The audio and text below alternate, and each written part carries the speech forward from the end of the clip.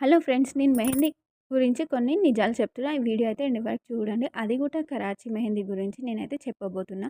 Original duplicate మనం ఎలా identify చేయాలో ఈ వీడియోలో అయితే చెప్తున్నా. ఇది ప్రమోషన్ వీడియో అయితే కాదండి. నా జెన్యూన్ ఒపీనియన్ అయితే మీకు చెప్తున్నాను. మీరైతే వీడియో స్కిప్ చేయకుండా చూడండి. ఈ జనరేషన్లో అందరూ కరాచీ మెహందీ యూస్ చేస్తున్నారు. ఎందుకంటే అది తొందరగా అవుతుంది అండ్ తొందరగా కలర్ వస్తుందని కరాచీ ఎక్కువ యూస్ చేస్తున్నారు. ప్రతి ఒక్క షాప్లో అవైలబుల్ ఉంటుంది కరాచీ మెహందీ.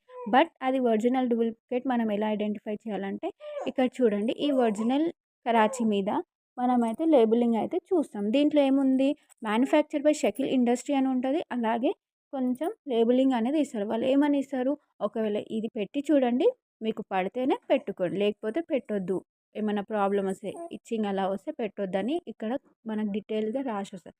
సో ఇది ఒరిజినల్ కరాచీ అండి. నార్మల్గా మనకు కొన్ని కరాచీస్ డూప్లికేట్ దొరుకుతున్నాయి. అవి కలర్స్ వస్తలే, లేకపోతే దానివల్ల ఏమైనా ఎఫెక్ట్ అవుతుంది. కలర్ మనం పెట్టుకున్నా కానీ కలర్ వస్తలేదు. సో మీరు తీసుకోవాలంటే కరాచీ ఫస్ట్ ఈ లేబులింగ్ చెక్ చేసుకొని తీసుకోండి. నేను ఇది హైదరాబాద్ నుంచి అయితే తీసుకున్నాను. ఒకవేళ మీకు ఇది తెలుస్తే అయితే కామెంట్ చేయండి. ఒకవేళ తెలియకపోతే తెలుసుకోండి, మీ ఫ్రెండ్స్కి షేర్ చేయండి. కామెంట్ అయితే చేయండి. Thank you for watching my video.